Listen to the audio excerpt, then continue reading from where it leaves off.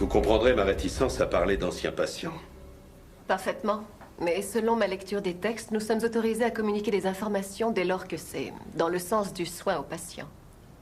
Il n'est pas dans mes habitudes de mener ce type d'enquête, mais... j'ai l'impression que je peux lui parler, que je peux l'aider. Ça peut lui être utile là où il est. Pourquoi le suiviez-vous? Michael venait me voir pour deux choses. La première est qu'il souffrait d'inhibition latente. Excusez-moi, mais je connais ça assez mal.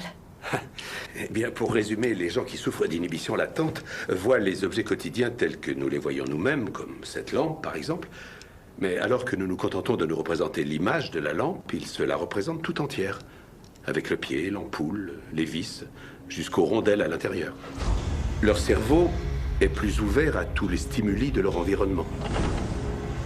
Alors que le cerveau des gens ordinaires, le vôtre, le mien, rejette ces surplus d'informations, par nécessité, pour ne pas perdre la raison.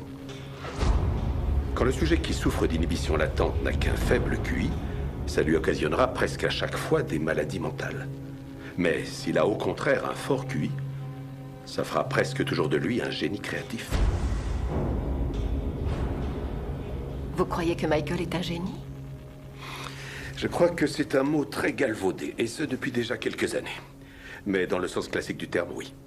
Sans aucun doute. Tout à l'heure, vous avez dit que Michael souffrait de deux choses.